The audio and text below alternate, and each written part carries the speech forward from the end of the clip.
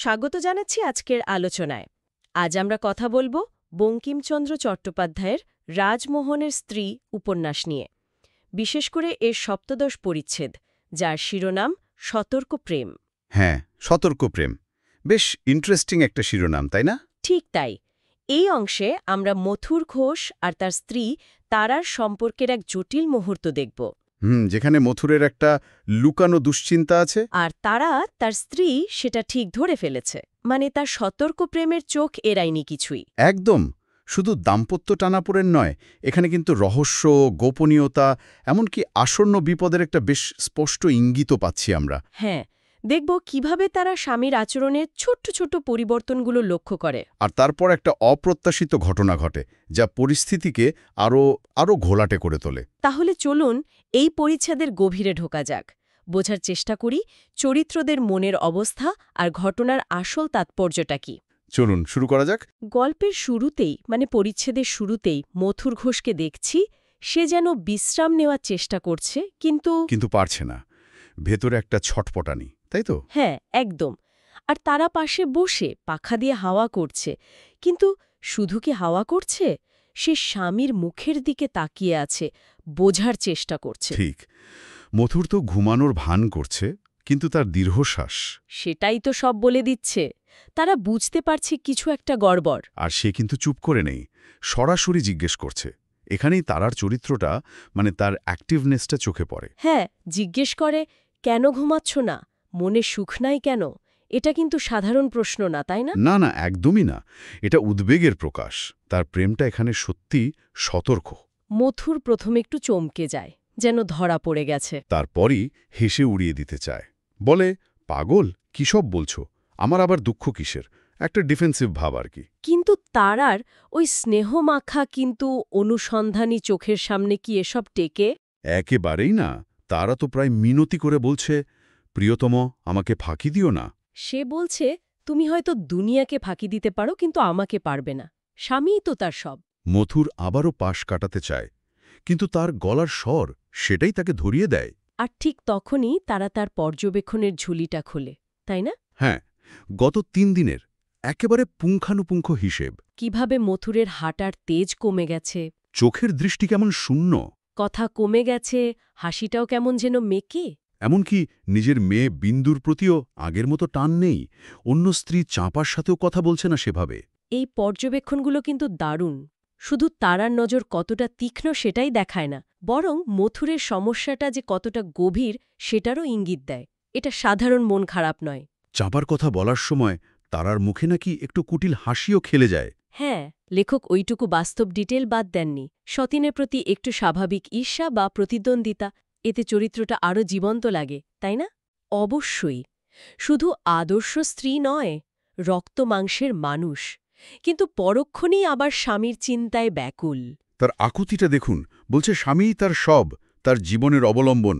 প্রয়োজনের সে জীবন দিয়েও স্বামীকে সুখী করতে চায়। এই আবেগ, এই অসহায়ত্ব মথুরকে নিশ্চয়ই ছুঁয়ে যায়। হ্যাঁ, কিছুটা তো বটেই। সে তখন একটু নরম হয়, স্বীকার করে যে হ্যাঁ, দুশ্চিন্তা আছে, লুকানোর কিছু নেই। কিন্তু কারণটা বলতে চায় না। ঠিক। বলে যে কারণটা তারা শোনার মতো নয়। শুনলে সে আরও কষ্ট পাবে।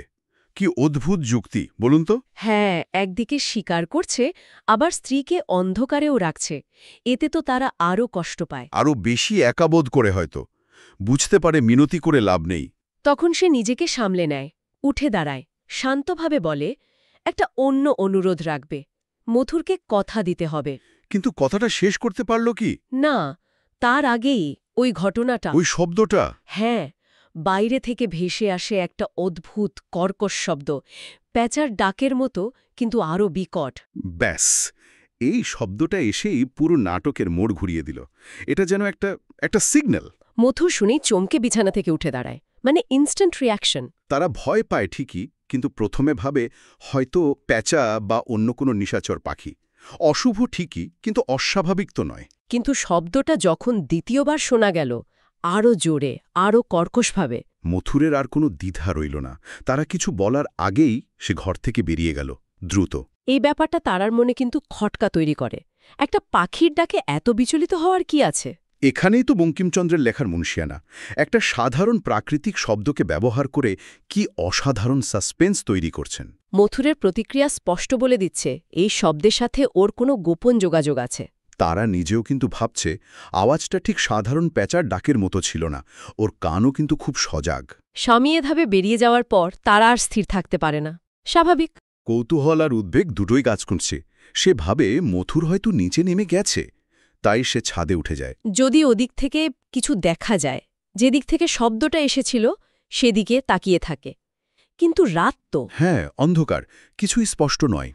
সে ভাবছিল হয়তো পাখিটা কাছে পিছে ডেকেছে আর মথুর এই সুযোগে ঘর থেকে বেরিয়ে একটু একা থাকতে চাইছে। কিন্তু যখন সে প্রায় হাল ছেড়ে নিচে নামতে যাবে, ঠিক তখনই এই দৃশ্যটা দেখতে পায়। কি দৃশ্য?